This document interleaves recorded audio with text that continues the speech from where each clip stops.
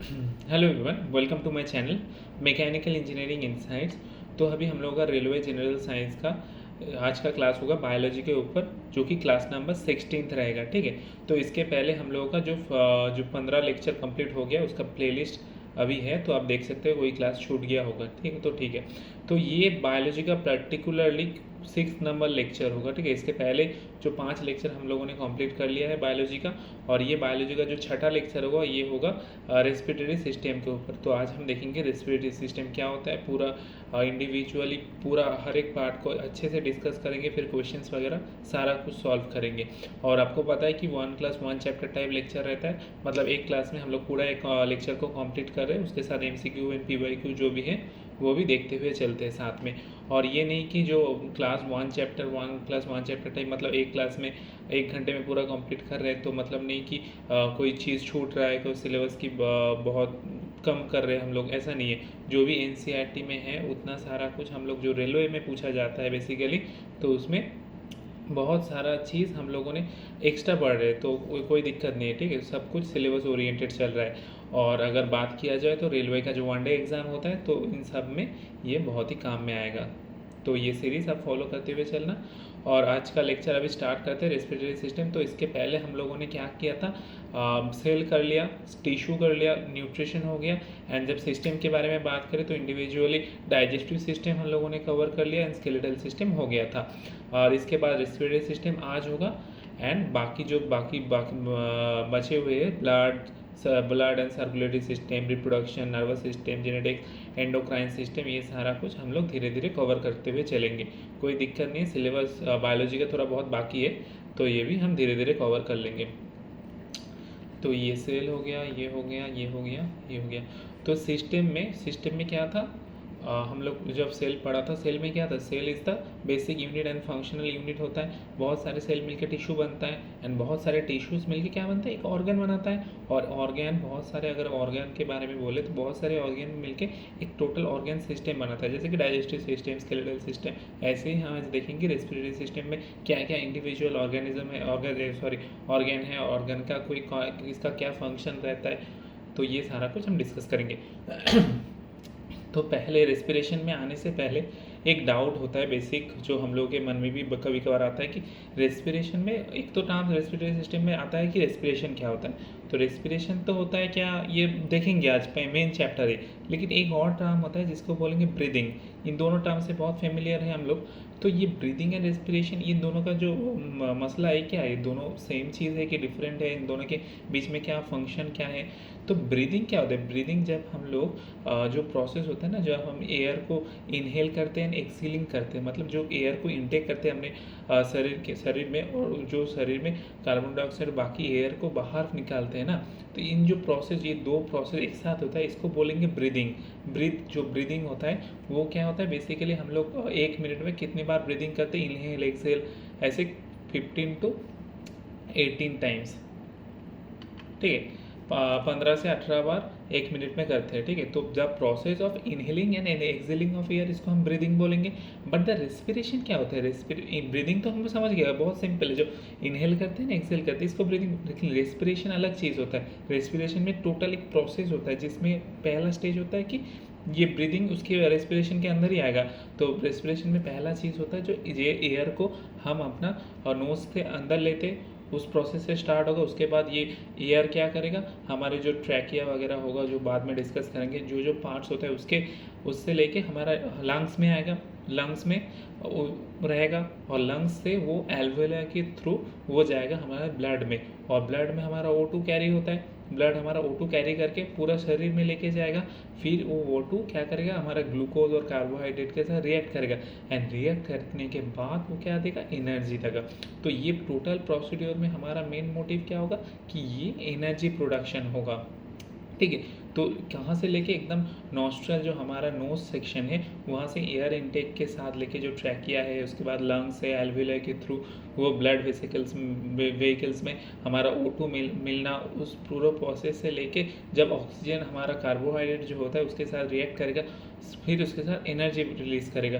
तो ये जो प्रोसेस हुआ जहाँ में हमको एनर्जी मिला, ठीक है, जो बर्निंग हुआ, कॉम्बशन हुआ, इन जो प्रोसेस को, ये पूरा प्रोसेस को हम बोलेंगे रेस्पिरेशन। तो बेसिक आइडिया हमको पता चल कि ब्रीदिंग क्या होता है ना, रेस्पिरेशन जो मेन चैप्टर है ये क्या होता है। तो respiration, most of the energy required by the animals is generated from lipid and carbohydrate. This fuels must be oxidized or burned for the energy to be released। एक second, इसको थोड़ा minimise करते हैं। हाँ, तो most of the energy required by the animals, मतलब जो भी एनर्जी जो एनिमल होता है, वन टाइप, हम भी वन टाइप ऑफ एनिमल होता है, ठीक है। तो हमारा जो शरीर में जो भी एनर्जी मिलता है, जो रिक्वायर होता है, वो कहाँ से मिलता है हमको, जो हमारे लिपिड होता है, कार्बोहाइड्रेट होता है, ये बर्न करने से हमको मिलता है। बर्न करना मतलब ये जो ऑक्सीडाइज होगा, ऑक्सीडाइज मतलब ऑक्सीजन की एडिशन होगा, ठीक है। ये ऑक्सीजन कहाँ से आएगा, ये ऑक्सीजन जो हमने ब्रीदिंग के दौरान ये ऑक्सीजन हमने इनटेक किया, वही ऑक्सीजन के बारे में बात कर रहे हैं हम लोग। तो ये बर्न होगा, ऑक्सीडेशन बर्न होगा, कॉम्बशन होगा, एंड ये जो एनर्जी है हम लोगों को मिलेगा। The oxidation process ultimately convert in the lipid और the carbohydrate to carbon dioxide and water. जो कार्बोहाइड्रेट है, मेनली जो ग्लूकोज का फॉर्मूला है, ये ग्लूकोज में अगर जो ऑक्सीजन हमारा ब्लड के दौरान हमको मिल रहा था, ब्लड के फ्लो में, तो ये ऑक्सीजन इससे रिएक्ट करेगा। तो रिएक्ट करके मेनली क्या बनाता है, जो एनर्जी है वो बनाएगा, लेकिन उसके साथ कार्बन डाइऑक्साइड भी बनाता है और वाटर भी निकालता है। तो एक क्वेश्चन कभी कभार आता है, जो 6 mole of carbon dioxide and 6 mole of water जब प्रोड्यूस होता है रेस्पिरेशन के दौरान, तो कितने मोल ऑफ ऑक्सीजन की ज़रूरत होता है, यहाँ पर भी 6 मोल ऑफ ऑक्सीजन की ज़रूरत होता है, ठीक है। तो ये एक रेस्पिरेशन का बेसिक स्ट्रक्चर हो गया। अच्छा, बेसिक स्ट्रक्चर के बारे में बात कर रहे हैं तो ये भी बता दें कि रेस्पिरेशन का जो होता है ना, रेस्पिरेशन मेनली हम लोगों के बॉडी में रेस्पिरेशन होगा। तो रेस्पिरेशन की जो फ्लो चार्ट है वो क्या होता है, फर्स्ट तो कॉम्बशन होगा। कॉम्बशन मतलब जो ऑक्सीजन आ रहा था, ऑक्सीजन क्या होगा, ऑक्सीडाइज होगा। ऑक्सीडाइजेशन, कॉम्बशन का बेसिक फॉर्मूला, बेसिक डेफिनेशन क्या होता है, यही होता है कि oxidation of glucose present in the body is called respiration, is called respiration और कॉम्बशन इनिशियल स्टेज होगा। मतलब जो ऑक्सीजन हमारा आया ब्लड के थ्रू, वो ऑक्सीजन ग्लूकोज के साथ रिएक्ट करके ये कॉम्बशन बनाएगा, बर्न करेगा ग्लूकोज को, करके क्या करेगा, हमारे सेल में एनर्जी प्रोड्यूस करेगा। तो इन नीड ऑफ एनर्जी के टर्म में वो रहेगा, एंड वो क्या करेगा, मेनली ग्लूकोज को करता है। ग्लूकोज के साथ, ये ग्लूकोज है, ग्लूकोज के साथ ऑक्सीजन का रिएक्ट होता है, एंड क्या होता है, एनर्जी प्रोड्यूस होता है। एंड ये ऑक्सीजन जो कहाँ से आता है, supply from the blood vessels में सप्लाई होता है। और ये जो ऑक्सीजन आया मेनली कहाँ से आया, लंग्स में था, लंग्स से एल्वेओलाई के थ्रू ये आया हमारा ब्लड वेसल्स में, और ब्लड में कैरी होके mainly glucose and oxygen react करके ये जो फॉर्मूला ये बनाएगा, ठीक है। तो एक बेसिक स्ट्रक्चर हम लोगों ने देख लिया, रेस्पिरेशन क्या होता है, बर्निंग क्या होता है, कॉम्बशन क्या होता है, उसके बाद जो ग्लूकोज ऑक्सीजन के साथ कैसे रिएक्ट कर रहा है, ये सब हम लोगों ने एक बेसिक आइडिया कर लिया है अभी, ठीक। तो इसके बाद हम एक इंडिविजुअली देखेंगे रेस्पिरेशन में। पहले तो 2 टाइप ऑफ रेस्पिरेशन होता है, एक तो एरोबिक रेस्पिरेशन, एक होता है एनारोबिक रेस्पिरेशन। एरोबिक रेस्पिरेशन, इसके नाम से ही हमको पता चला, एरोबिक मतलब प्रेजेंस ऑफ ऑक्सीजन, ऑक्सीजन के प्रेजेंस में ये होगा, एंड प्रेजेंस ऑफ ऑक्सीजन यहाँ पे लिख देते हैं, ठीक है, प्रेजेंस ऑफ ऑक्सीजन, और ये होगा एब्सेंस ऑफ ऑक्सीजन, ये होता है एनारोबिक रेस्पिरेशन, ठीक है। एनारोबिक मतलब एब्सेंस ऑफ ऑक्सीजन। तो ये aerobic respiration and anaerobic respiration, 2 type of respiration होता है। Aerobic respiration is the presence of oxygen, जो ऑक्सीजन की उपस्थिति में होगा। Aerobic respiration is a very complex process and is completed in 4 major step, 4 step में मेनली कंप्लीट होता है। और ये बहुत, जो ऑक्सीजन की उपस्थिति में हो रहा है, ये बहुत कॉम्प्लेक्स प्रोसेस होगा। लेकिन यहीं पर एनारोबिक जो रेस्पिरेशन होता है, ये एब्सेंस ऑफ मॉलिक्यूलर ऑक्सीजन होता है, ऑक्सीजन की अनुपस्थिति में होगा। तो अनुपस्थिति में होगा तो ये बहुत ही सिंपल प्रोसेस होगा। तो इसमें क्या होता है, मेनली 2 स्टेप होता है। Glucose is incompletely degraded into either ethyl alcohol और लैक्टिक एसिड, ठीक। ये बाद में आएंगे, हम अच्छे से देखेंगे कि इसमें क्या होता है, ग्लूकोज का कैसे बर्न होता है, इसमें ग्लूकोज कैसे बर्न होता है। लेकिन फर्स्ट हम एरोबिक एंड एनारोबिक में एक बेसिक डिफरेंस कर लेते हैं कि एरोबिक रेस्पिरेशन क्या होता है। It occurs in all living cell of higher organism, जो हायर ऑर्गेनिज्म है, जैसे कि हम लोग ह्यूमन बींग होता है, हमारे अंदर क्या देखने को मिलता है, एरोबिक रेस्पिरेशन। हम ऑक्सीजन लेते हैं अपने अंदर, तो ऑक्सीजन की मदद से ही तो हमारा रेस्पिरेशन पूरा चल रहा है। तो it is occurs in all living cell of higher organism में देखने को मिलता है। It occurs yeast and some bacteria, जो बैक्टीरिया एकदम सिंपल फॉर्म जिसका रेस्पिरेशन रहता है, जैसे कि ईस्ट हो गया, कुछ बैक्टीरियाज हो गए, इन लोगों के जो बॉडी में क्या होता है, बॉडी के जो सेल्स वगैरह होते हैं उसमें क्या देखने को मिलता है, एनारोबिक रेस्पिरेशन देखने को मिलता है, जिसमें कि एब्सेंस ऑफ ऑक्सीजन होता है। It required oxygen for breaking respiratory subtract. तो ये क्या करता है, ऑक्सीजन जो होता है ना प्रेजेंट होता है, ये ऑक्सीजन किस में मदद करता है, जो रेस्पिरेटरी सबस्ट्रैक्ट होता है इसको ब्रेक डाउन करने में, छोटे छोटे कंपाउंड में तोड़ने के लिए प्रोसेस में हेल्प करता है। लेकिन यहीं पर oxygen is not required for breaking the respiratory substrate. Oxygen तो यहाँ पर प्रेजेंट ही नहीं है, तो इसमें काम ही नहीं करेगा। और the end product are carbon dioxide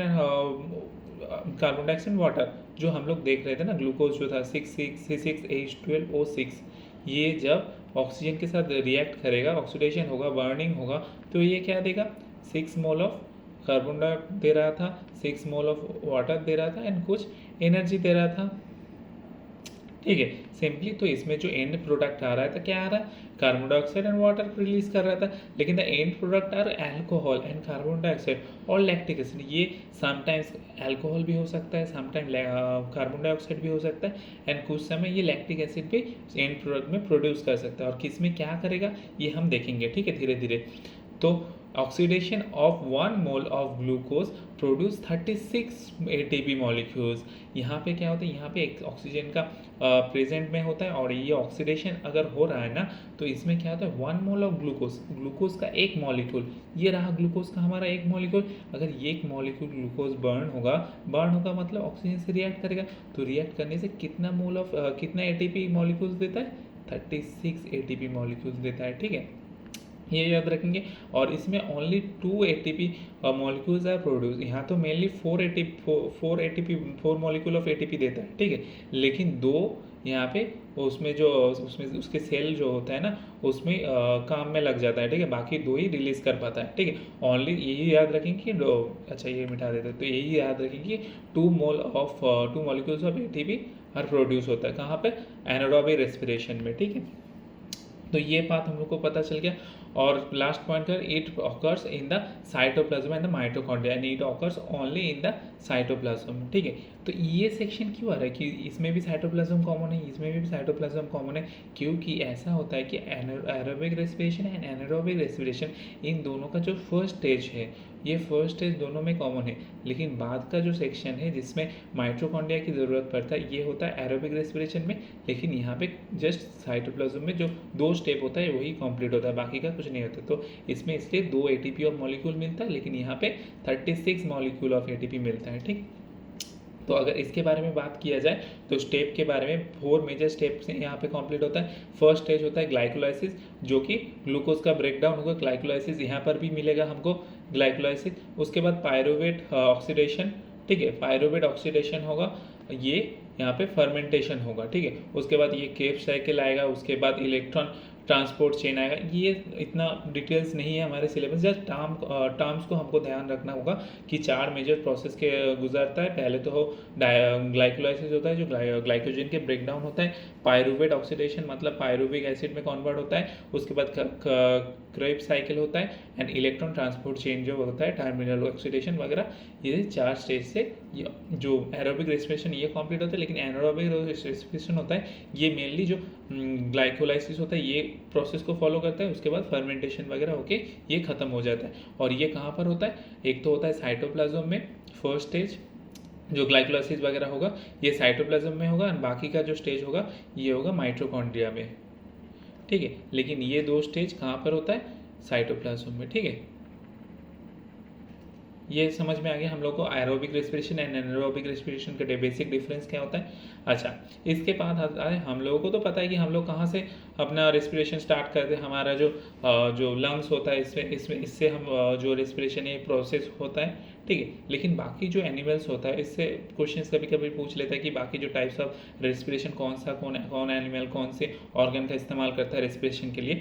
तो ये कुछ एग्जाम्पल्स है, जैसे कि हम लोग जो एमीबा के बारे में बात करेंगे, जो सेल एमीबा, पैरामेशिया, ये किससे जो रेस्पिरेशन ये कंप्लीट करता है अपने बॉडी, जनरल बॉडी सरफेस से कंप्लीट करता है, तो इसको बोलेंगे cell surface respiration. Cell surface मतलब उस सेल का, एमीबा पैरामेशियम क्या होता है, यूनिसेल्युलर बॉडी होता है, तो ये बॉडी क्या करता है, अपना सेल होता है ना, उस सेल का ही जो सरफेस होता है उससे रेस्पिरेशन होता है। अलग कोई ऑर्गन वगैरह इसमें तो होएगा ही नहीं, क्योंकि इसका यूनिसेल्युलर एक ही सेल से बना होगा।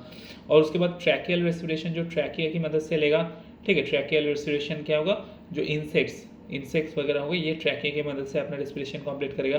ब्रोंकियल रेस्पिरेशन, जैसे कि गिल, जो फिशेस होता है ना, अगर फिश की स्ट्रक्चर कुछ ऐसा रहा, ये फिश होता है, यहाँ पे फिश का गिल रहता है, ठीक है, और गिल की मदद से वाटर के अंदर जो डिजॉल्व ऑक्सीजन होता है उसको ये रेस्पिरेशन के लिए लेता है, ठीक है।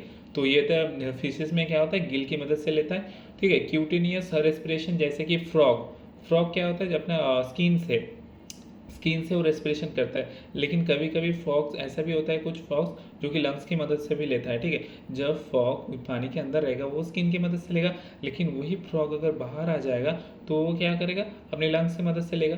तो ये पल्मोनरी जो रेस्पिरेशन होगा, जैसे कि हम लोग एम्फीबियंस हो गया, रेप्टाइल्स हो गया, बर्ड्स हो गया, ये सारा जो होगा एनिमल्स, ये क्या करेगा, पल्मोनरी रेस्पिरेशन मतलब अपने लंग्स की मदद से रेस्पिरेशन कंप्लीट करेगा, ठीक है।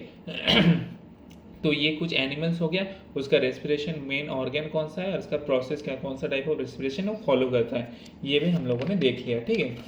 तो अभी आगे बढ़ते हैं कि हाँ ये अच्छा दिया हुआ है, तो देख लेते हैं कि रेस्पिरेशन जो एमीबा करता है उसका एक छोटा सा डिस्क्रिप्शन देख लेते हैं कि कैसे मेनली करता है, ठीक है। मेनली तो यही पूछेगा कि एमीबा रेस्पिरेशन क्या होता है, कहाँ से होता है, mainly surface cell surface respiration, जो कि बॉडी जनरली बॉडी सरफेस होता है उससे रेस्पिरेशन करते हैं। लेकिन इसका जो प्रोसीड्योर है क्या होता है, the respiration in amoeba occurs by the simple diffusion की मदद से होगा। The oxygen gas dissolve in the water और surrounding environment in diffuse in the cell through a cell membrane. जो क्या होगा, सिंपली जो डिफ्यूजन प्रोसेस है उसके दौरान उसकी मदद से होगा।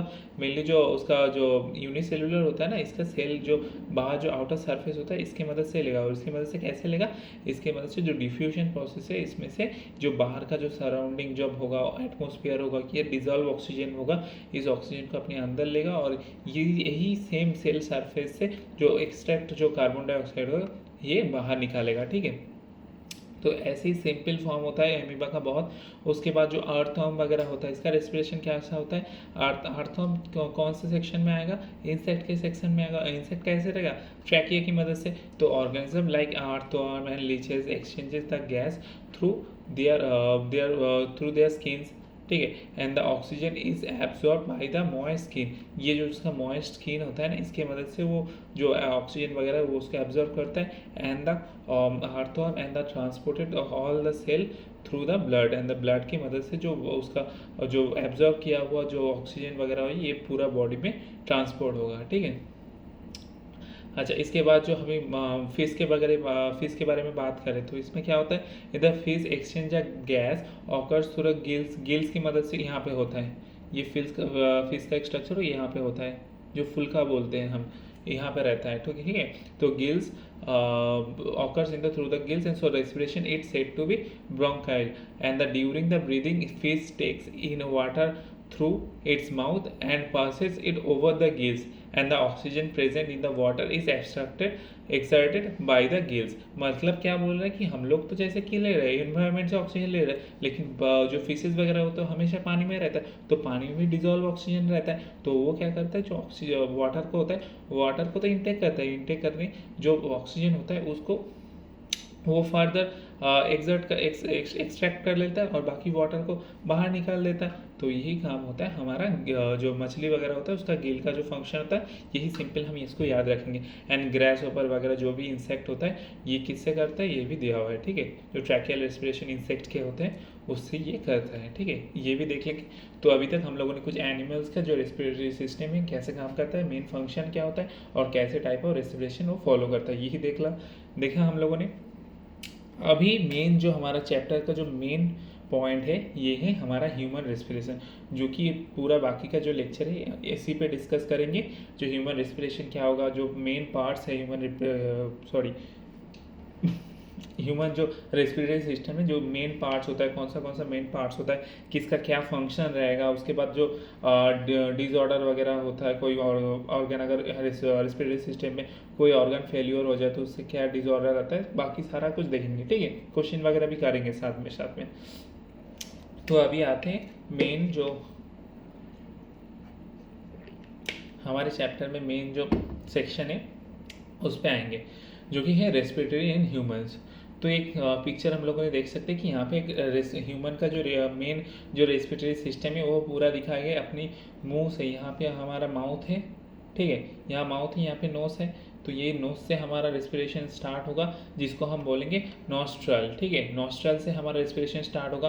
तो ये कौन सी प्रोसेस फॉलो करेगा, पहले तो नॉस्ट्रल होगा, यहाँ से हम रेस्पिरेशन एयर को इनटेक करते, एयर इनटेक करा फिर यहाँ पे आएगा फेरिंग्स में। ठीक है, फिर फेरिंग्स पोर्शन आया, फिर ठीक है, फेरिंग्स के बाद एक पोर्शन आएगा जो कि लैरिंग्स बोलेंगे, जो कि ट्रैकिया के अंदर ही होता है, जहाँ पे हमारा एडम्स एप्पल वगैरह दिखने को मिलता है। तो फेरिंग्स, उसके बाद लैरिंग्स आएगा, उसके बाद ट्रैकिया आएगा। ठीक है, ट्रैकिया ये वाला पूरा जो नली स्ट्रक्चर होता है इसको बोलेंगे ट्रैकिया। ठीक है, ट्रैकिया आएगा, इसके बाद जो हम लोग का 2 लंग्स होता है मेन, ये आएगा सेक्शन, और 2 लंग्स के अंदर जो ये ट्रैकिया फिर डिवाइड हो जाता है primary bronchial, secondary bronchial, tertiary bronchial में।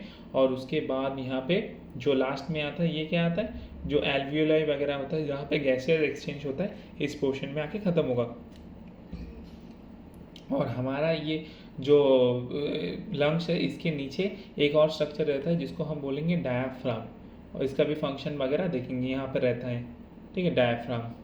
तो डायाफ्राम कैसे हमारे रेस्पिरेशन में मदद करता है, क्या करता है, सारा कुछ देखेंगे। तो हम लोगों ने पहले एक बेसिक स्ट्रक्चर देख लिया, कैसे कौन कौन ऑर्गन इन्वॉल्व रहता है। जैसे कि हम लोगों ने देखा ओरल कैविटी हो गया, नेसल पैसेज हो गया, फेरिंग्स हो गया, फिर लैरिंग्स आया, फिर ट्रैकिया आया, फिर लंग्स आया, उसके बाद लंग्स का जो ट्रैकिया आया, फिर ट्रैकिया जब सब डिवाइड होगा तो ब्रोंकाई में डिवाइड होगा। उसके बाद डायाफ्राम कहाँ पे है, डायाफ्राम का फंक्शन वगैरह देखेंगे। तो ये हम लोगों का जो बेसिक है वो देख लिया। अभी देखते हैं एक एक करके सारा कुछ डिटेल्स में पढ़ते हैं। ठीक है, तो नॉस्ट्रल क्या होता है, नॉस्ट्रल मतलब जो नेसल पैसेज होता है इसको हम नॉस्ट्रल बोलते हैं।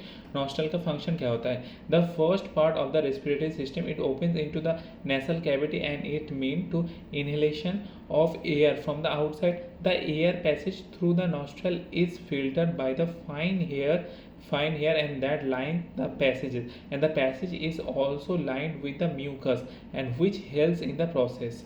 तो क्या बोल रहा है कि हम लोग का जो नेसल पैसेज होगा ये यहाँ से हमारा जो इनहेलेशन ये स्टार्ट होगा। इनहेलेशन मतलब एयर इनटेक करना, एयर इनटेक करेंगे हम। एयर इनटेक के दौरान क्या होता है, हमारे एटमॉस्फेयर से हम क्या करते हैं, हम लोग जो ह्यूमन बींग होता है ये क्या करते हैं, इन्वायरमेंट जो एटमॉस्फेयर है इससे हम लोग एयर को इनटेक करते हैं। तो एयर इनटेक के दौरान कभी कभी क्या होता है, जो डस्ट पार्टिकल्स होता है या बहुत सारे डार्क पार्टिकल्स होता है, टॉक्सिक एलिमेंट होता है जो एयर में ऐसे फ्री रेडिकल्स के दौरान ऐसे घूमता है ना, वो भी हमारे नेसल पैसेज में चला जाता है। लेकिन वो हमारे शरीर के लिए तो उपकारी नहीं है। तो वो क्या करता है, हमारे यहाँ पे नेसल पैसेज में हेयर स्ट्रक्चर होता है, हेयर होता है। तो ये हेयर और जो म्यूकस होता है वो उसमें फंस जाता है, और ये म्यूकस बाहर आएगा तो जो डस्ट पार्टिकल होता है वो भी बाहर आ जाएगा।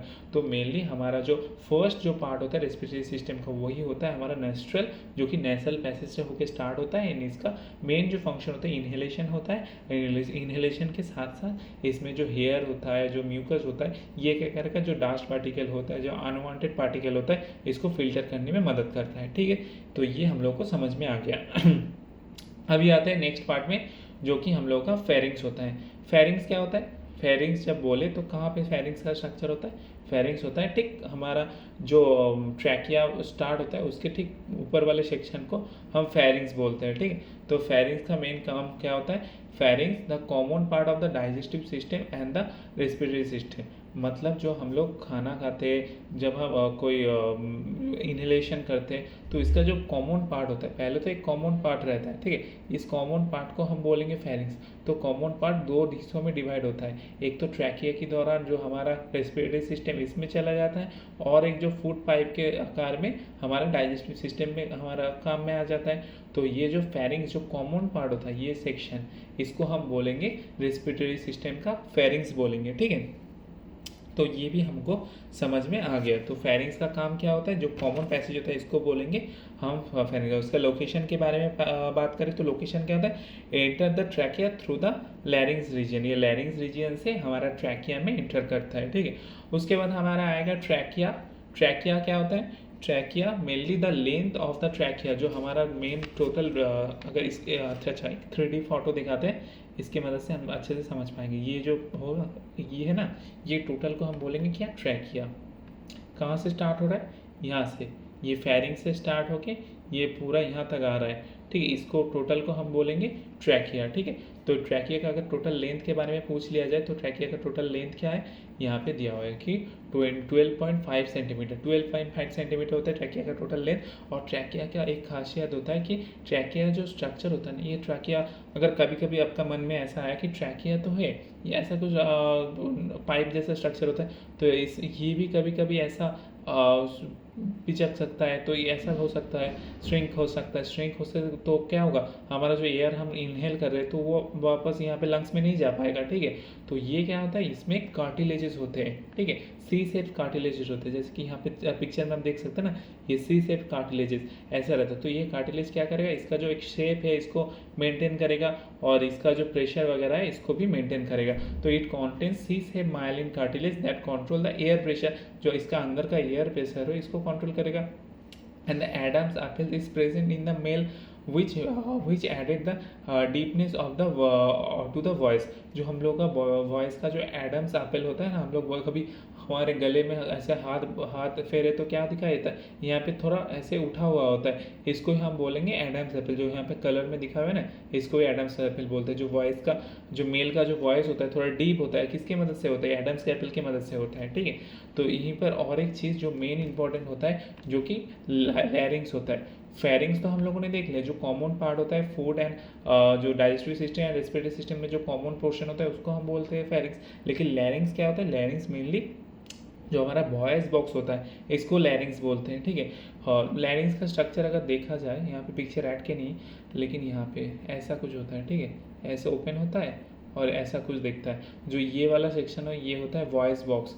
वॉइस बॉक्स मतलब जो हमारा, जो हम लोग जो बात कर रहे हैं, जो भी जो करते हैं ना मुँह के, तो ये वॉइस बॉक्स लैरिंग्स में होता है, ठीक है। और it is the upper opening into the wind pipe. The wind pipe, जो विंड पाइप मतलब ट्रैकिया के बारे में बात करें तो ट्रैकिया का एकदम ऊपर वाला सेक्शन होगा, अपर ओपनिंग होगा, इसको भी बोलेंगे लैरिंग्स, ठीक है। And the very thin vocal cord are found in the inside of the larynx. And larynx के एकदम इनर सेक्शन में क्या होता है, वोकल कॉर्ड्स वगैरह ये सब मिलता है, ठीक है।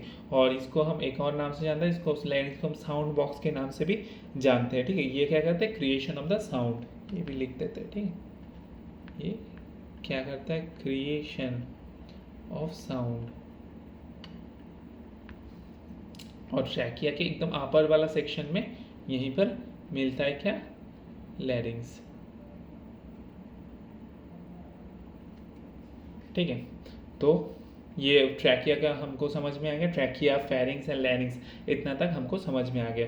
तो फेरिंग्स एकदम इनिशियल जो अपर वाला सेक्शन होगा, जिसको जहाँ पर कॉमन पार्ट होगा digestive system and respiratory system का, वो हुआ। ट्रैकिया मतलब जो विंड पाइप होता है इसको हम ट्रैकिया बोलते हैं, जहाँ पे एडम्स एप्पल मिलता है। और ट्रैकिया की एकदम ऊपर वाला सेक्शन होगा लैरिंग्स, जिसको हम वॉइस बॉक्स के नाम से जानते हैं। अभी आते हैं मेन जो चीज़ होता है जिसको हम बोलेंगे लंग्स, जिसके मदद से हम लोग ऐसे जो रेस्पिरेशन ये कंप्लीट कर रहे हैं प्रोसेस। तो हमारे लंग्स क्या होता है, दो साइड में दो होते हैं लंग्स, 3D व्यू में ऐसे कुछ देखने को मिलता है। और इस दोनों लंग्स के बीच में क्या होता है, हमारे हार्ट रहता है। तो this are two light weight sponge type होता है, ठीक है, spongy and cover with the membrane of pleura. जो हमारे हार्ट बोल रहे कि हमारा जो लंग्स होता है, लंग्स का अगर पूछ ले कि आउटर मेम्ब्रेन को क्या बोलेंगे, हम प्लूरा बोलेंगे, ठीक है। The bronchi are the further divided and branched into the several bronchioles. Bronchi जो होता है इसमें ये एक सेक्शन निकला, एक सेक्शन से बहुत सारा ऐसे छोटे छोटे सब सेक्शंस ऐसे निकलता है, ठीक है। तो पहले वाला सेक्शन को क्या बोलेंगे, ब्रोंकाई बोलेंगे। फिर जो डिवाइड हुआ इसको बोलेंगे ब्रोंकियोल्स, ठीक है। At the end of the bronchioles, या इसके एकदम लास्ट में क्या मिलता है, एल्वियोलाई मिलता है, ठीक है, एकदम लास्ट वाले सेक्शन में। ये ब्रोंकियोल्स को, लास्ट वाले सेक्शन को क्या बोलते हैं, एल्वियोल्स बोलते हैं, ठीक है। और स्टडी ऑफ लंग्स को क्या बोलते हैं, पल्मोनोलॉजी। स्टडी ऑफ लंग्स को क्या बोलते हैं, पल्मोनोलॉजी। तो यहीं पर और एक चीज़ को याद कर सकते हैं हम कि स्टडी, जो डॉक्टर होते हैं लंग्स के डॉक्टर, डॉक्टर्स ऑफ लंग्स, इसको क्या बोलते हैं, इस नाम से कुछ मिला जुला रहता है, इसको बोलते हैं पल्मोनोलॉजिस्ट। पल्मोनोलॉजिस्ट बोलते हैं, जो डॉक्टर्स होते हैं लंग्स के उसको बोलेंगे पल्मोनोलॉजिस्ट। तो उस लंग्स का जो बेसिक हम लोग आइडिया लिया, क्या लिया अभी तक, कि लंग्स होता है हम लोग का दो, और ये क्या होता है, टोटल स्पॉन्जी स्ट्रक्चर होता है, और उसका जो आउटर मेम्ब्रेन होता है ये क्या होता है, प्लूरा बोलते हैं इसको। और जो ट्रैकिया होता है, ये ट्रैकिया ब्रोंकाई में डिवाइड होता है, ब्रोंकाई फर्दर जो ब्रोंकियोल्स होता है इसमें डिवाइड होता है, ठीक है। और इसका जो ब्रोंकियोल्स का जो एकदम लास्ट वाले सेक्शन होता है, इसमें क्या होता है, एल्वियोलाई अटैच होता है। एल्वियोलाई क्या होता है, एल्वियोलाई क्या करता है, एल्वियोलाई करता है कि जो गैसेस एक्सचेंज होता है हमारे लंग्स से हमारे ब्लड में, तो वो करने की हेल्प करता है, ठीक है। तो यहाँ तक हम लोगों ने लंग्स के बारे में भी देख लिया। अभी देखते हैं जो फर्दर जो चीज़ है जिसको हम, हाँ ये वाला जो रेस्पिरेटरी ब्रोंकाई अभी देख रहे थे, ब्रोंकाई देखेंगे, उसके बाद जो डायाफ्राम है ये देखेंगे, एंड एल्वियोलाई के बारे में देखेंगे, ठीक है। तीन चीज़ हम देखेंगे।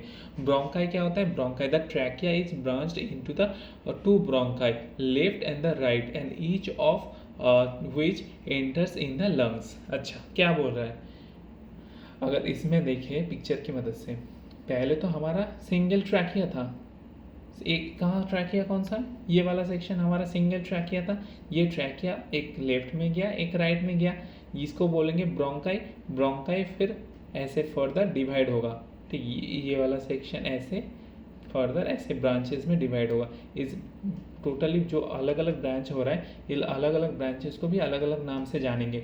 तो दो हिस्सों में डिवाइड हो रहा है, एक तो लेफ्ट ब्रोंकाई, एक तो राइट ब्रोंकाई बोलेंगे। फिर यहाँ पे देखेंगे, अगर यहाँ पे जूम किया जाए, अच्छा जूम करके दिखाते हैं, जूम किया जाए तो ये वाला क्या होगा, प्राइमरी हो गया, प्राइमरी ब्रोंकाई। उसके बाद जब इसको फिर सब डिवाइड हो, इसको बोलेंगे सेकेंडरी ब्रोंकाई ये, और उसके बाद फिर और डिवाइड हो रहा है, इसको बोलेंगे टर्शियरी ब्रोंकाई, ठीक है। और लास्ट में जब आएगा इसको बोलेंगे ब्रोंक्यूल्स, ठीक है। और ये ब्रोंक्यूल्स में क्या होता है, ये कनेक्ट रहता है, इसको बोलेंगे एल्वियोलाई। अगर पिक्चर में दिखाएं तो ड्रॉ करके दिखा देते हैं कैसे रहता है, ग्रीन कलर से करते हैं, नहीं ग्रीन नहीं ऑरेंज से करते हैं, ठीक है। ऐसा रहता है, ऐसा कुछ स्ट्रक्चर रहता है, ठीक है। जो हमारा एल्वियोलाई रहता है ना, ये हमारा ब्रोंकाई के लास्ट में ऐसे अटैच्ड होता है। और इसका फंक्शन अगर बात करें तो एल्वियोलाई का इसका फंक्शन होता है, जो हमारा जो पहले तो लंग्स में हमारा ऑक्सीजन आया ट्रैकिया की मदद से, तो लंग्स में जो ऑक्सीजन आया वो ऑक्सीजन को एल्वियोलाई क्या करेगा, एल्वियोलाई गैसेस एक्सचेंज की मदद से हमारा जो ब्लड वेसिकल्स होता है उसमें ट्रांसफ़र करेगा। कैसे ट्रांसफ़र करेगा, ये हम लोगों का जो एल्वियोलाई ऐसे दिखने आता है, ऐसा दिखता है। तो ये एक को अगर हम ऐसे डिस्कस करेंगे तो इसका जो एक का जो स्ट्रक्चर होता है ना ऐसे, तो इसके बाहर से एक ब्लड वेसिकल जाता है, तो ये क्या करता है, हम अपने अंदर ऑक्सीजन लेता है और उसके जो कार्बन डाइऑक्साइड है उसे एल्वियोलाई में डाल देता है। तो ये टोटल यहाँ पर स्ट्रक्चर आएगा, इतना डीपली नहीं पूछेगा, फिर भी हम स्ट्रक्चर की मदद से देखेंगे तो अच्छे से समझ में आएगा कि टोटल फंक्शन कैसे हो रहा है। तो एल्वियोलाई जो होता है ना, इसका मेन फंक्शन क्या होता है, गैसेस एक्सचेंज हमारे लंग्स से हमारे ब्लड में, लंग्स से ब्लड में जो ऑक्सीजन का सप्लाई है ये करता है। और जो ब्लड से जो CO2 ब्लड होता है, जो डीऑक्सीजनेटेड ब्लड होता है, उसको क्या करेगा, फर्दर लंग्स में ट्रांसफ़र कर देगा, ठीक है। ये जो बाद में हम लोग देखेंगे सर्कुलेटरी सिस्टम वगैरह देखेंगे, उसमें अच्छे से समझ में आएगा। अच्छा, इसके बाद डायाफ्राम के ऊपर आते हैं कि डायाफ्राम क्या होता है। Diaphragm the thoracic diagram is an inner sheet of a membrane and made up of skeletal and the muscle located between the thoracic cavity and the abdominal cavity, and the diaphragm separated to the two cavities and the plays an important role in the respiration। अच्छा, diaphragm कहाँ मिलता है हम लोगों को, जो जो skeletal muscle के जो एकदम नीचे थोरेसिक कैविटी यहाँ पे स्ट्रक्चर में, ये रहा हम लोग का क्या, ये हम लोगों का डायाफ्राम होता है। अगर डायाफ्राम के बारे में बात किया जाए तो डायाफ्राम की मेन फंक्शन क्या होता है। अच्छा, यहाँ पर फंक्शन के बारे में अच्छे से देख लेते हैं। जो हम ब्रीथ बोल रहे हैं ना, ब्रीदिंग होता है जहाँ पे इनहेलेशन एंड एक्सहेलेशन होता है, तो इसमें डायाफ्राम की बहुत इंपॉर्टेंट रोल रहता है। पहले तो हम देख लेते हैं कि कौन सा एयर की कौन सा जो ऑक्सीजन होता है, नाइट्रोजन होता है, कार्बन डाइऑक्साइड होता है, इसका कितना परसेंट इनहेलेशन में होता है। जब इनहेल करते हैं एयर को, उसमें से 78.1% रहता है नाइट्रोजन, 21% रहता है ऑक्सीजन और कार्बन डाइऑक्साइड रहता है 0.03%। ये जब हम इनटेक करते हैं, ठीक, एयर को इनटेक कर रहे, अगर जब एयर को बाहर फेंक रहे उस दौरान कितना रहता है नाइट्रोजन के कंडीशन अगर देखें तो नाइट्रोजन का परसेंटेज सेम है, 78.1% यहाँ भी था और एक्सहेलेशन में 78.1% है। लेकिन ऑक्सीजन क्या है, ऑक्सीजन 21% लिया था हमने और यहाँ पे ऑक्सीजन छोड़ रहे हैं 16%। जो 4 to 5% होगा, ये 4 to 5% हमारे बॉडी में जो बाकी जो बर्निंग वगैरह हो, कॉम्बशन है, उसमें हेल्प करेगा, ठीक है। और कार्बन डाइऑक्साइड है, कार्बन डाइऑक्साइड का कितना था, 0% के पास था, लेकिन यहाँ पे बढ़ के क्या हो गया, 3 से 4% हो गया। मतलब जो हम लोग जो एक्सेलेशन करते हैं उसमें बोलते हैं कार्बन डाइऑक्साइड को रिलीज कर रहे, तो कार्बन डाइऑक्साइड परसेंटेज बहुत ही कम होता है, लेकिन उसका जो इनहेल करते हैं उससे भी ज़्यादा होता है कार्बन डाइऑक्साइड परसेंट। अच्छा, अभी डायाफ्राम को बोल रहे हैं ना, डायाफ्राम का जो मेन फंक्शन क्या होता है, डायाफ्राम क्या होता है, जब इनहेल करते हैं ना एयर को इनहेल करने के दौरान डायाफ्राम क्या करता है, डायाफ्राम डाउनवर्ड आता है। डायाफ्राम डाउनवर्ड आएगा तो क्या होगा, ऊपर जो लंग्स होगा, ये लंग्स जो है ना, लंग्स कहाँ पे लंग्स देखने को मिलेगा हमारा, अगर ये देख ले कि ये हम लोग का डायाफ्राम हुआ, तो डायाफ्राम के ऊपर ये एक लंग्स हो गया, ये एक लंग्स हो गया, तो लंग्स जितना डायाफ्राम जितना नीचे आएगा लंग्स को उतना जगह मिलेगा उसके अंदर एयर को इनटेक करेगा। लंग्स के अंदर अगर एयर यहाँ पे इनटेक हो रहा है, तो एयर इनटेक हो रहा है तो लंग्स क्या करेगा, फूलने की कोशिश करेगा, तो फूलने की कोशिश करेगा तो उसके अंदर उसको तो पैसेज चाहिए ना, बहुत जगह चाहिए होगा, तो जगह के लिए डायाफ्राम क्या करता है, ये डायाफ्राम हो गया हम लोग का, ये डायाफ्राम नीचे की तरफ जाएगा, डाउनवर्ड होगा, ठीक है। और लंग्स क्या करेगा, एक्सपैंड करेगा, ये देख रहा है कि एक्सपैंड हो गया लंग्स बहुत, और इसका साइज, लंग्स का साइज बहुत बढ़ जाएगा। लेकिन फिर उसके बाद आता है कि ब्रीदिंग आउट में जो एक्सहेलेशन होता है, ब्रीदिंग आउट में क्या होता है, जो लंग्स होगा ये क्या करेगा, एयर को छोड़ेगा, एयर को छोड़ने से क्या होगा, जो हमारा डायाफ्राम होगा ये ऊपर की तरफ जाएगा, तो कॉन्ट्रैक्ट होगा, और कॉन्ट्रैक्ट के दौरान क्या होता है, जो हमारा लंग्स का जो टोटल साइज होता है ये बहुत कम हो जाता है, ठीक है। तो ये डायाफ्राम अपवर्ड जाएगा, लंग्स कॉन्ट्रैक्ट करेगा एंड इसका साइज भी बहुत कम हो जाएगा, ठीक है। अब एक 2-4 टर्म और है जो कि कभी कभार एग्जाम में पूछ लेगा कि जो हमारा लंग्स में जो टोटल वॉल्यूम ऑफ एयर कितना रहता है, उसको हम बोलेंगे tidal volume, the amount of air you breathe in out during a normal, जो normal breathing and out, breathe in और आउट करते ना, उस दौरान कितना जो टोटल हमारा एयर हम इनटेक करते हैं उसको बोलेंगे टाइडल वॉल्यूम। फिर एक आता है कि टोटल जो लंग कैपेसिटी क्या होता है, ठीक है, रेसिडुअल वॉल्यूम क्या होता है। अच्छा, एक स्लाइड ऐड करके लिख देते हैं थोड़ा बहुत। अच्छा, यहाँ पर वन लाइनर हम लिखते रहे, ठीक है। मेनली 2-4 टर्म यहाँ पे आता है। एक तो बोलते हैं टाइडल वॉल्यूम जिसको हम टीवी के नाम से जानते हैं। टाइडल वॉल्यूम क्या होता है, amount of air you breathe in और out during normal condition, during normal. उसके बाद आता है कि टोटल लंग कैपेसिटी क्या होता है, टोटल लंग कैपेसिटी और total amount air that can hold by the lungs, total amount of air that can hold by the lungs।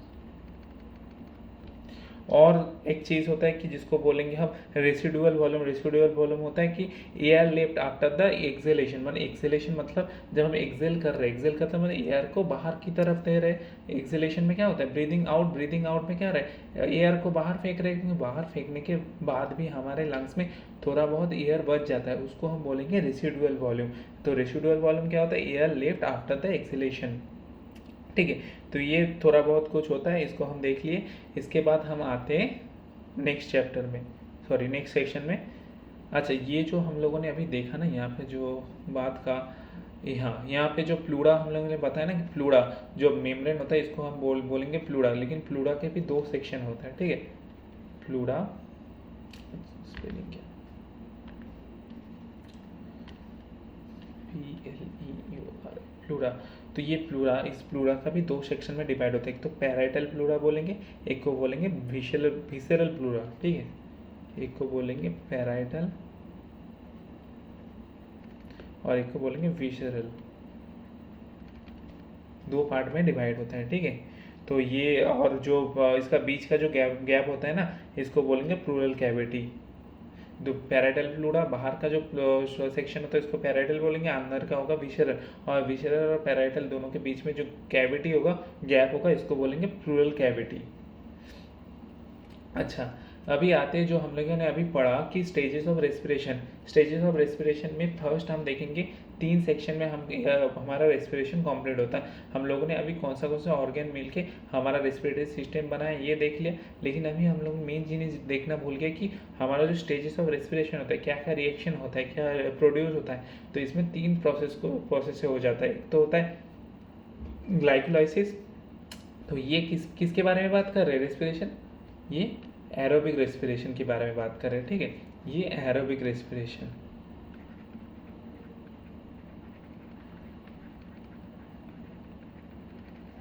Aerobic respiration के बारे में बात करें, ठीक। तो एरोबिक रेस्पिरेशन में क्या होता है, मेनली फर्स्ट स्टेज होता है ग्लाइकोलाइसिस। तो glycolysis is the known as EMP pathway. EMP pathway, ये 3 साइंटिस्ट होता है, 3 साइंटिस्ट के नाम से EMP पाथवे बनाता है। तो ये इससे हम याद करेंगे, EMP पाथवे बोलते हैं इसको। और ग्लाइकोलाइसिस जो मेन होता है, ग्लाइकोलाइसिस क्या होता है, glycolysis break down of glucose, इसको ही हम बोलेंगे ग्लाइकोलाइसिस। तो glycolysis is the break down of the glucose, and ये क्या होता है, और ये एरोबिक एनारोबिक रेस्पिरेशन भी में देखने को मिलेगा। ग्लाइकोलाइसिस हमने क्या पढ़ा था, एनारोबिक एरोबिक, इन दोनों का जो फर्स्ट स्टेज होता है, जो ग्लाइकोलाइसिस पोर्शन होता है, ये कहाँ पर देखने को मिलता है, एक तो साइटोप्लाज्म में देखने को मिलता है, लेकिन इसके साथ ये दोनों में ही देखने को मिलेगा। जो इनिशियल पार्ट होता है ग्लाइकोलाइसिस, जहाँ पे ब्रेक डाउन ऑफ ग्लूकोज होता है, ये दोनों में ही देखने को मिलेगा। और ये ऑकर्स कहाँ पे होता है, occurs in the cytoplasm, and the product the glucose, glucose किस मिलके ग्लूकोज से क्या बनता है, पायरुविक एसिड बनता है, एंड द 4 ATP। हम लोग पहले बात कर रहे थे कि यहाँ पे 4 ATP देखने को मिलेगा, लेकिन 4 ATP में 2 ATP कंज्यूम हो जाता है, ठीक है। तो 2 ATP यूज इन रेस्पिरेशन में यूज हो जाता है, एंड नेट अगेन होगा 2 ATP, ठीक है।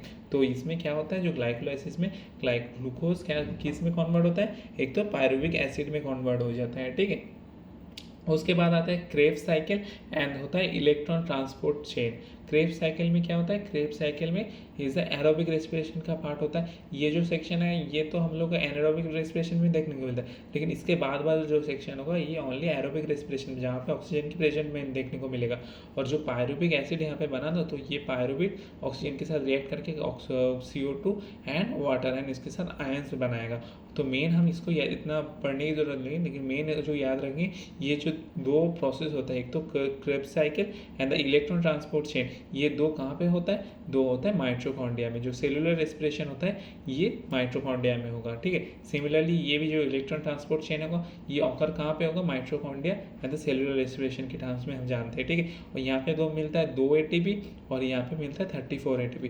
तो 2 + 34 टोटल का कितना होगा, एरोबिक रेस्पिरेशन में 36 ATP होगा। 2 ATP कहाँ से मिला, क्रेब्स साइकिल के दौरान मिला, और 2 ATP 34 मोल ऑफ ATP कहाँ पे मिला, जो इलेक्ट्रॉन ट्रांसपोर्ट चेन होता है इसके दौरान मिला, ठीक है। तो 3 प्रोसेस से गुजर के बनता है, ठीक है। और अच्छा, मेन जो अगर ये वाला सेक्शन भी आपको याद नहीं आ रहा है, तो एक जो मास्टर चार्ट है इसको हम याद करेंगे रेस्पिरेटरी सिस्टम में। इसको याद करेंगे तो सारा कुछ क्वेश्चन वगैरह सब कुछ डाउट सॉल्व हो जाएगा, ठीक है। मेनली पहले क्या होता था, ठीक है, इसको हम अच्छे से समझेंगे। पहले ग्लूकोज था हमारे पास, जो C6H12O6, ये था हम लोग के पास इनिशियली। ग्लूकोज हम कहाँ से मिल रहा था, ग्लूकोज मिलने क्या होता है, कार्बोहाइड्रेट होता है। कार्बोहाइड्रेट जब हम फूड इंटेक कर रहे थे तो वहाँ से मिल रहा था कार्बोहाइड्रेट।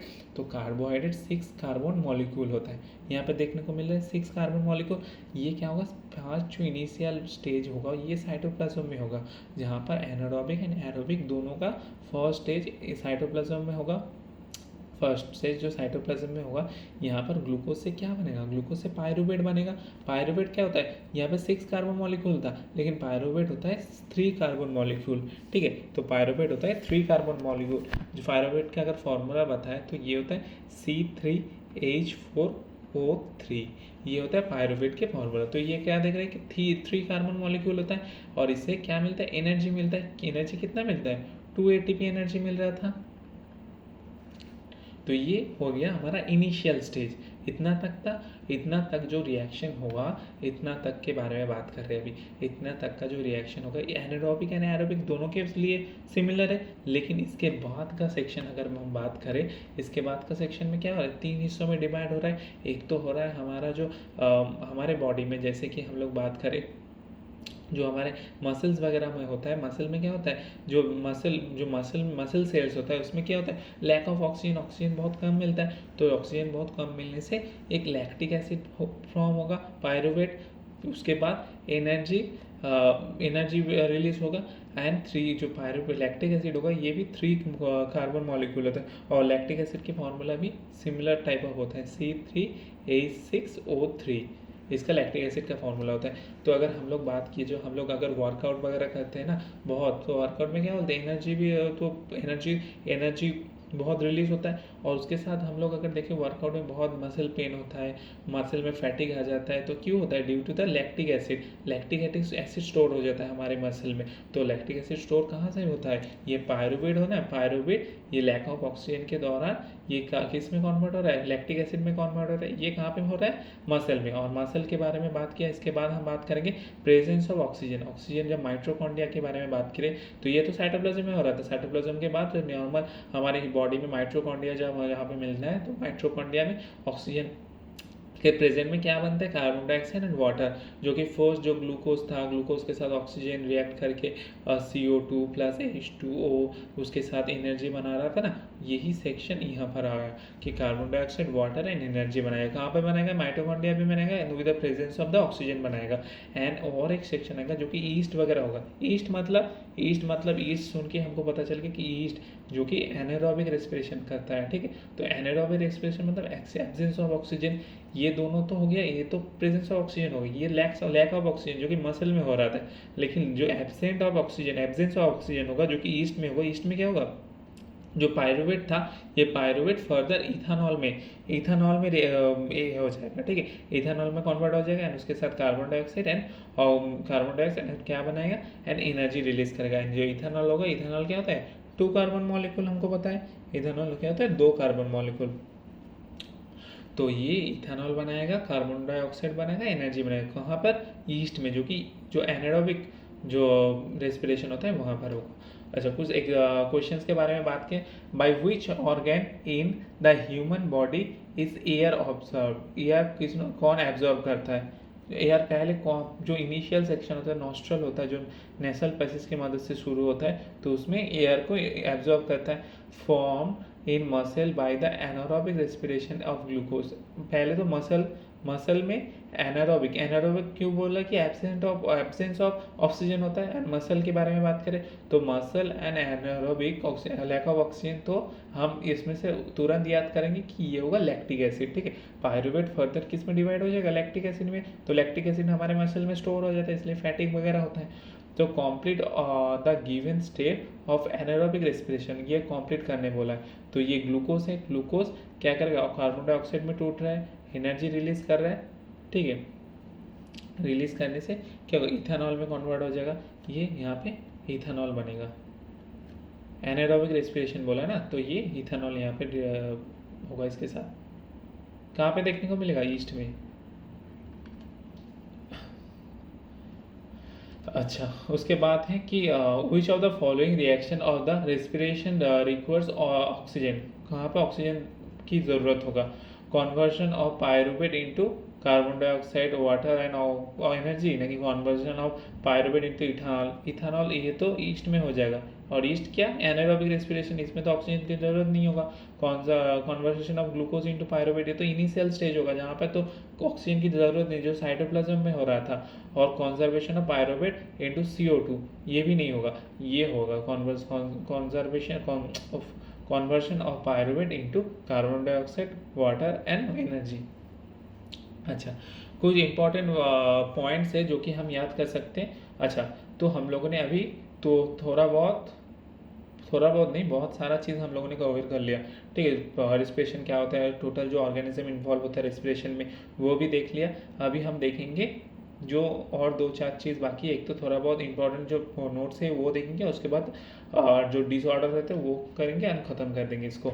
अच्छा, इंपॉर्टेंट पॉइंट है, if the alveolar surface were spread out it would be cover about 80 metre square, ठीक है। और जो एल्वेओलाई होता है ना, जो ये स्ट्रक्चर ब्रोंकाई के लास्ट में होता है, जो गैसेज एक्सचेंज में हेल्प करेगा, अगर उसको स्प्रेड आउट करेंगे, ऐसे खुला कर रख देंगे, तो ये क्या करे 80 मीटर स्क्वायर ऐसे एरिया में कवर हो जाएगा, ठीक है। ये वन लाइनर क्वेश्चन टाइप होता है। During the amount of the dissolve oxygen in the Fairlie low compare to the amount of the oxygen in the air, the rate of breathing in the aquatic organism is much faster than the seen in the terrestrial। तो जो aquatic होता है उसका जो breathing होता है वो बहुत ज़्यादा होता है, breathing जो रेट होता है ये, क्योंकि डिजॉल्व ऑक्सीजन वो लेता है इसलिए। During the inhalation the ribs moves and up and the outward and the diaphragm moves downward.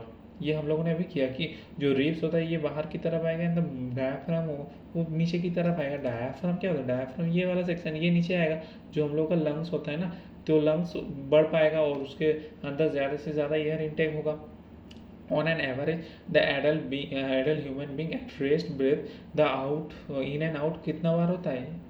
पहले एकदम लेक्चर के पहले हम डिस्कस किए थे कि 15 से 12 बार जो ब्रीदिंग होता है वो 1 मिनट में कंप्लीट करते हैं एक human adult. And during the heavy exercise, जब हम लोग वर्कआउट वगैरह करते हैं, स्पोर्ट्स खेलते हैं, तो उसके दौरान क्या होता है 25 टाइम्स होता है। जब क्या होता है बॉडी में बहुत ऑक्सीजन की ज़रूरत होगा। ऑक्सीजन क्यों ज़रूरत होगा, बहुत सारा एनर्जी की ज़रूरत होगा, तो बहुत ऑक्सीजन की ज़रूरत, बहुत ऑक्सीजन के लिए हमको कम समय में बहुत सारा बार ब्रीदिंग करना पड़ेगा। तो इसके लिए बहुत सारे हम लोग ऐसे 25 टाइम्स ऑफ करते हैं, ठीक है।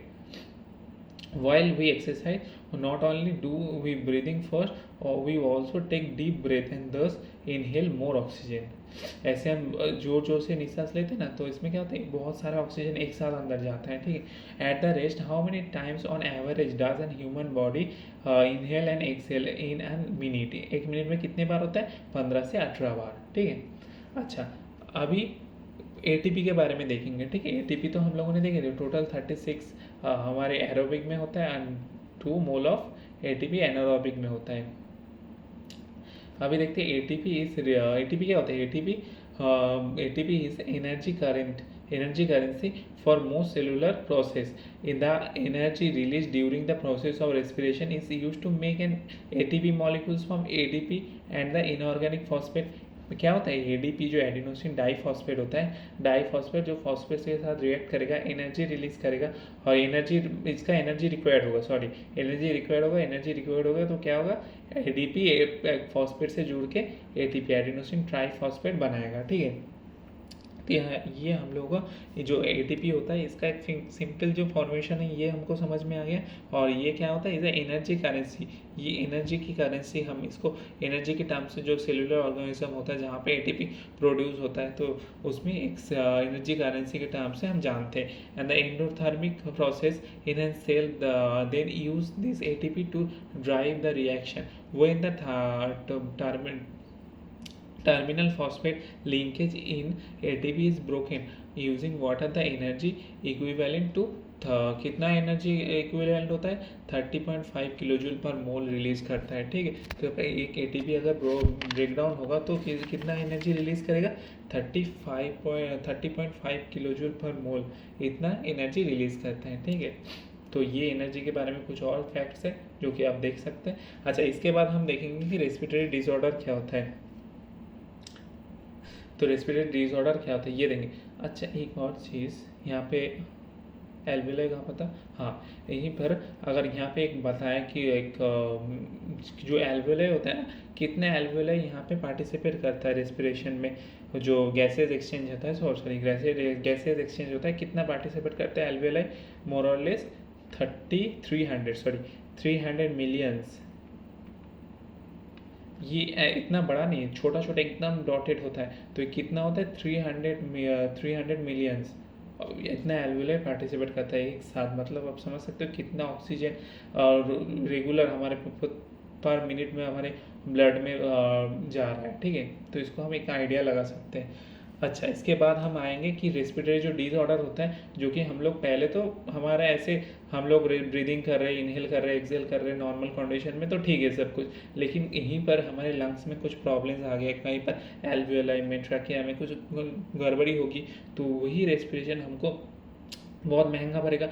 तब हमको बहुत थेरेपी वगैरह लेना पड़ेगा, बहुत जो प्रिकॉशन वगैरह वही लेना पड़ेगा, बहुत मेडिसिन वगैरह लेना पड़ेगा। तो जो डिजीज़ होता है इसका जो मेन कॉज होता है कहाँ से हमको आप देखना मिलता है, तो यही हम देखेंगे। जो एम्फाइसेमा होता है फर्स्ट डिसऑर्डर, एम्फाइसेमा किस में देखने को मिलता है, to occurs due to the injection और इन्फेक्शन एंड द स्मोकिंग के दौरान हमको देखने को, अगर कोई बहुत स्मोक करता है, ठीक है, तो और इन्फेक्शन वगैरह हो गया तो उसको एम्फाइसेमा हो जाएगा, ठीक है। स्मोकिंग में क्या होता है बेसिकली, जो हमारा एल्वोला है उसका अगर सेक्शन करेंगे तो ऐसा क्लीन रहता है, अगर स्मोकिंग करके वही सेक्शन क्या होता है, बहुत ऑब्स्ट्रक्शन आ जाता है यहाँ पर।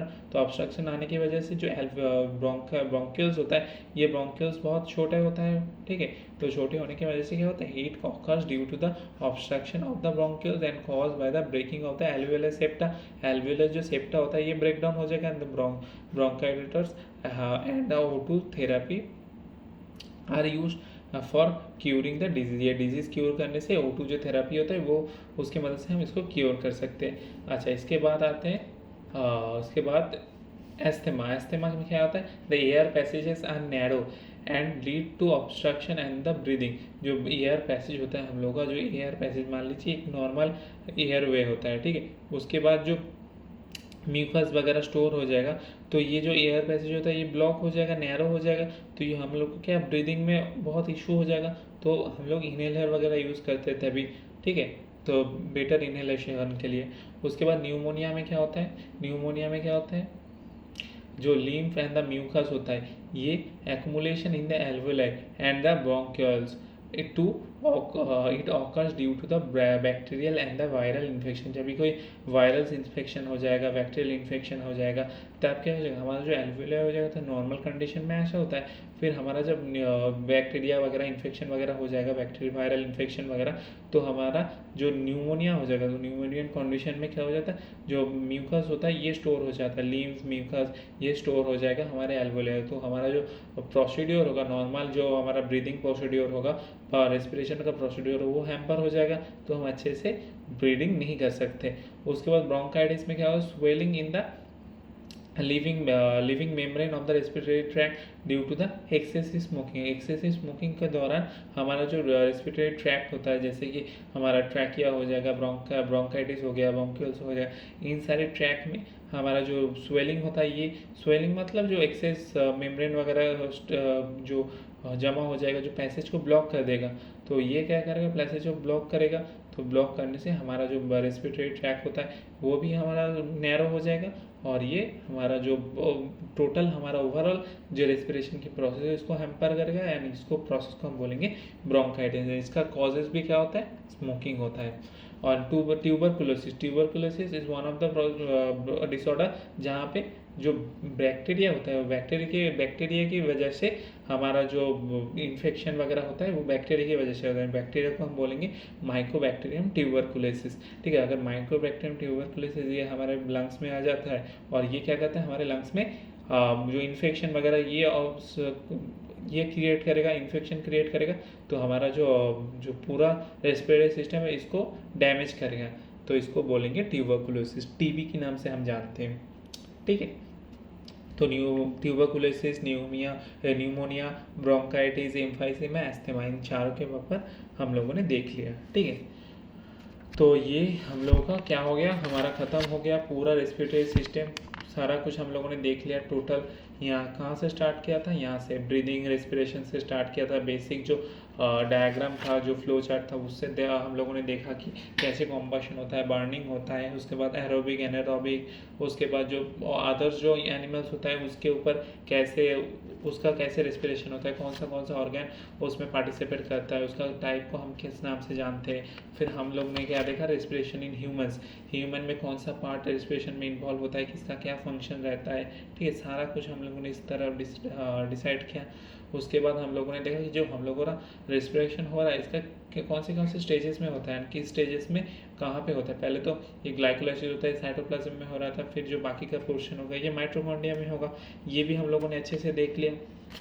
ये देखने के बाद हम लोगों ने क्या देखा, जो सिंपल रेस्पिरेशन की स्टेप है ये डायग्राम की मदद से देखा, जहाँ पर हमने क्या देखा कि एब्सेंस ऑफ ऑक्सीजन जो ईस्ट वगैरह होता है एनारोबिक में ये क्या मिलता है, फिर लैक ऑफ ऑक्सीजन जो मसल में होता है हम लोगों का उसमें क्या मिलता है, फिर एब्सेंस ऑफ O2 जो माइटोकॉन्ड्रिया में होता है इसमें क्या मिलता है, ये इसके बारे में देखा।